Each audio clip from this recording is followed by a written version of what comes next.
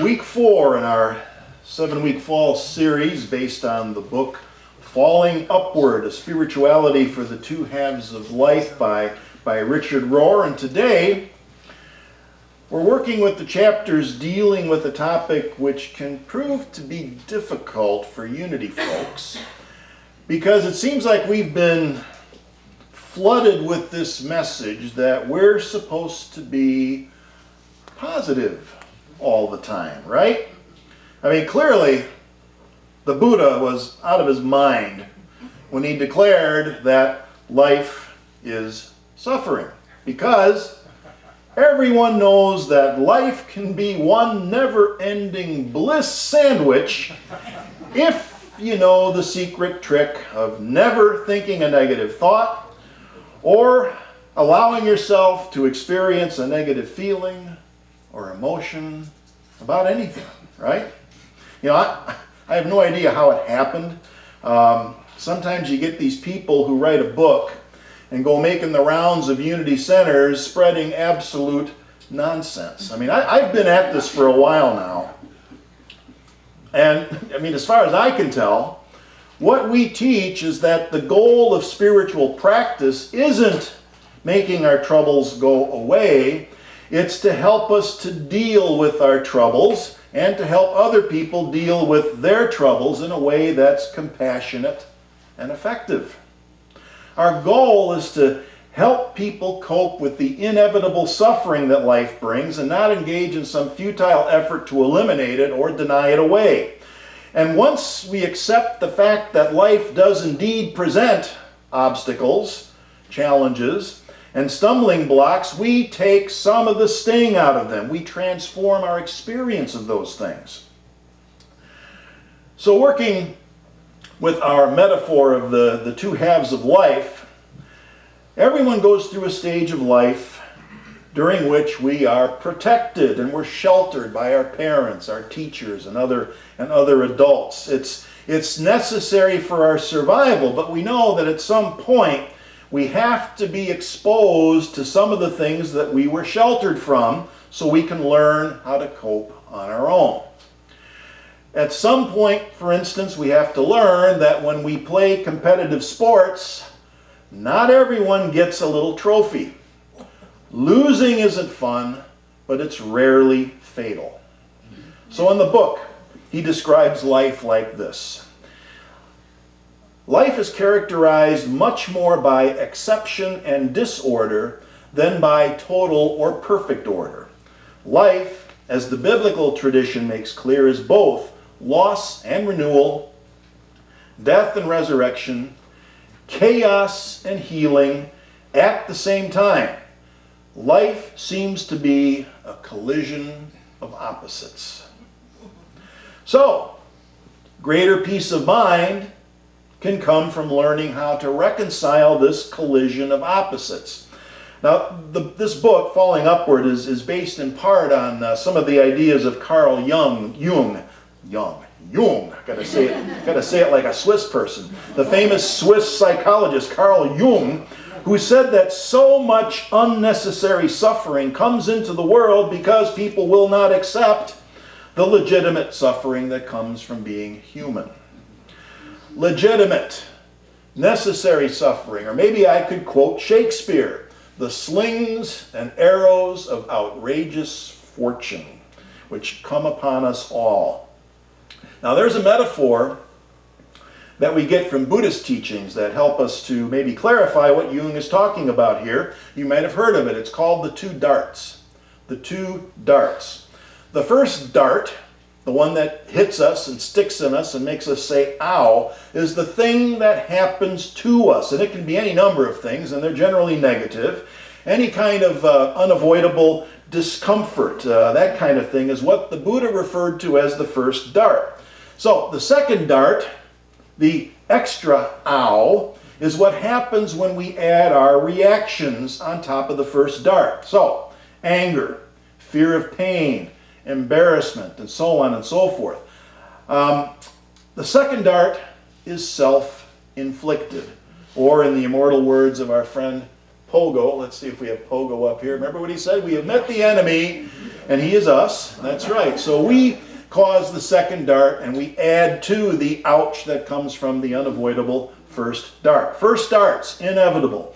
Second dart's optional. So the key is to prevent that first dart from triggering the salvo of second darts. And this can all start with, first of all, accepting the unavoidable fact that first darts are inevitable and that they're not personal.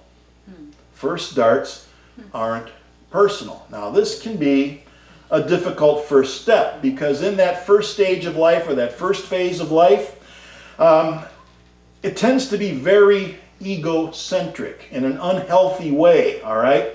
So when we're egocentric in an unhealthy way, everything is personal.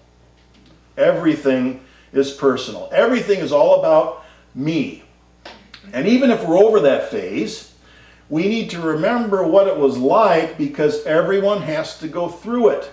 And the process, I think, is easier on everyone when we respond with understanding and compassion to those that are still experiencing that phase. And once we get it, once we figure out that it's inevitable and it's not personal, then we can start transforming obstacles into opportunities.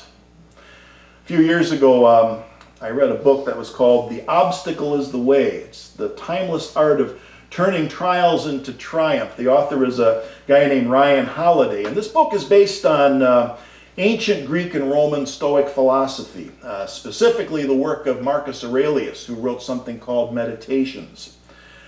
So Marcus Aurelius, he was a Roman emperor. He was a brilliant military leader and also an accomplished philosopher who faced numerous obstacles and challenges in his life, which he overcame using principles that he learned from Stoic philosophy. So when he wrote Meditations, that was basically his personal journal, where he reflected on how he would use these ideas, this philosophy of life to help deal with real life challenges. He never figured that somebody was going to get a hold of it and publish it, but they did, and it's something that people still read today, all these years later. So here's how the author, in The Obstacle is the Way, describes this problem that we all face. He says, this thing in front of you, this issue, this obstacle, this frustrating, unfortunate, problematic, unexpected problem preventing you from doing what you want to do. That thing you dread or secretly hope will never happen. What if it wasn't so bad? What if embedded inside it or inherent in it were certain benefits? Benefits only for you. What would you do? What do you think most people would do? Probably what they've always done and what you're doing right now. Nothing. Let's be honest. Most of us are paralyzed. Whatever our individual goals, most of us sit frozen before the many obstacles that lie ahead of us. Well, anyone know what that's like? The feeling of paralysis? Being frozen before an obstacle or a challenge? I mean, we're either frozen into inaction, or the action that we do take is to try to avoid the obstacle, or complain about it, or maybe blame someone else for it. And it's part of the human condition. It's especially part of the first half consciousness, first stage consciousness. So today we're going to consult the writings of Marcus Aurelius, where we can find 3 things that can help us to get unstuck and make that transition. So here are the 3 things that he recommends. They are objective judgment, now, at this very moment. Unselfish action, now, at this very moment. Willing acceptance, now, at this very moment, of all external events. That's all you need. And he paraphrases it in the book like this: perception, action, will. They all go together. So here's the definition of perception that we're working with. What is perception? It's how we see and understand what occurs around us and what we decide those events will mean. Our perceptions can be a source of strength or of great weakness. Great. There's that personal responsibility again, you know, darn it. We get to decide, we get to choose. We didn't cause the obstacle or the challenge, but what we do with it is entirely up to us. So, here are a few choices we can make when it comes to how we might perceive a situation that looks like an obstacle, how we can condition ourselves to better deal with it.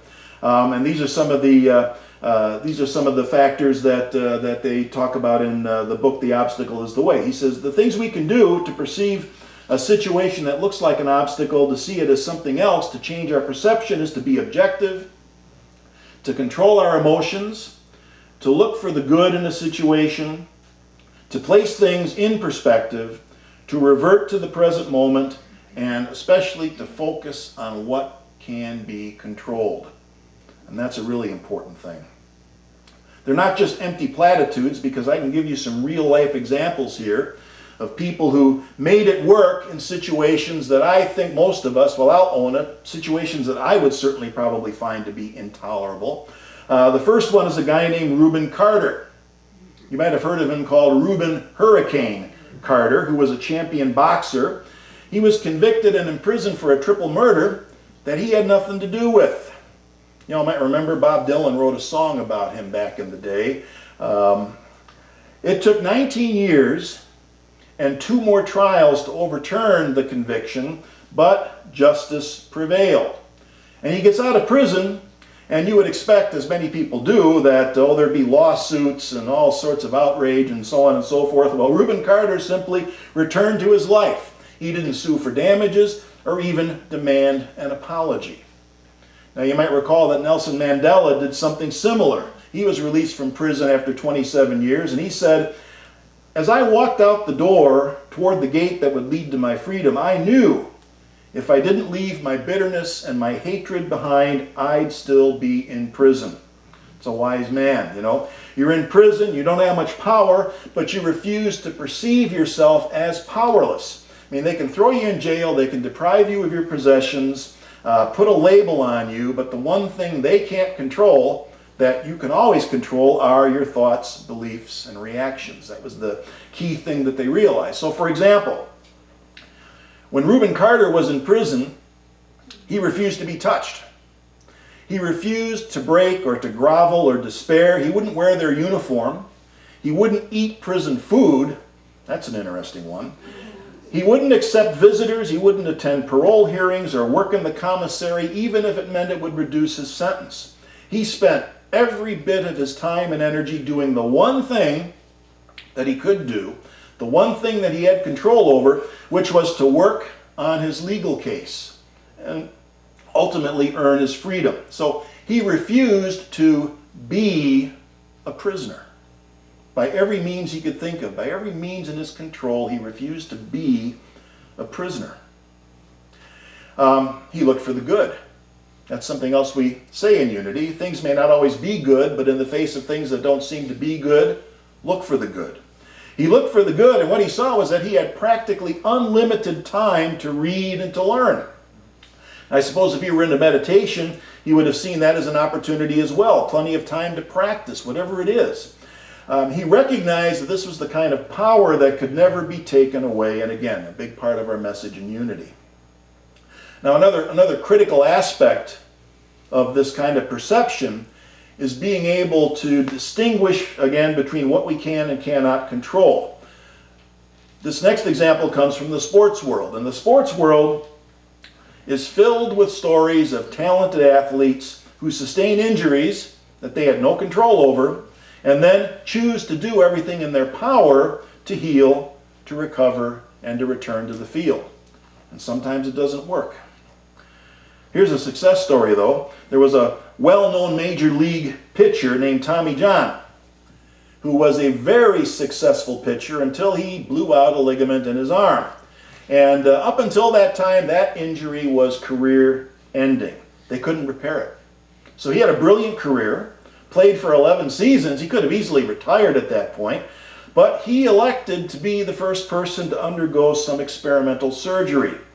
That was a decision that was totally in his control. He looked at what I can control, and that was the one thing he could control. So he has the surgery, he goes through a rigorous rehab program, and then he goes on to play for 13 more seasons. Won another 164 games. Put all of his energy into the stuff that he could control. He's still not in the Hall of Fame, isn't that interesting? But they did name the surgery after him. You've heard of it, Tommy John surgery. They still talk about that. A lot of pitchers undergo it, and it's saved many careers since then. So the final point for today is something that we haven't quite talked about yet. This idea that there is indeed an obstacle, there is indeed an opportunity within every obstacle or challenge or whatever you want to call it. How do you spot it? How do we spot the opportunity? And sometimes it's not easy. Sometimes it may simply seem like, well, it's just a challenge, an obstacle. There's no opportunity there. Sometimes we just have to start by affirming that, well, it's there even if we can't see it yet. In other words, be patient, let a little time pass, remain awake, alert, and look for it. And a good example of how that can work is something that happened right here. You might remember after the Great Recession of 2008. Anyone remember the Great Recession of 2008? That was an interesting time, right? Well, we lost one of our tenants in the upstairs space who was using what we now know as the thrift store, a large space that they were renting. And of course, at that time, Auburn was simply flooded with rental space. Businesses were folding left and right. And I suppose we could have gone really cut rate just to get someone to fill the space, but you know what would happen with that, right? If we went cut rate and our other tenants found out about it, they'd want the same deal. That would just cause more problems. So for the time being, what we started doing was using the room for additional classroom space, meeting space. We used to use it for gathering space during the Festival of Lights parade and different things like that. There's all the empty space. You may not have seen it like this. Those of you who haven't been around since then, that's the old thrift store before it became the thrift store. There it is. And of course, as things would happen, we were starting to get to liking to have this empty space for additional classroom and meeting space and things like that. And about the time we were getting used to having it, Karen and Margie, who was our administrative assistant back then, started thinking about this idea of a thrift store. So the obstacle that we faced was finding a paying tenant.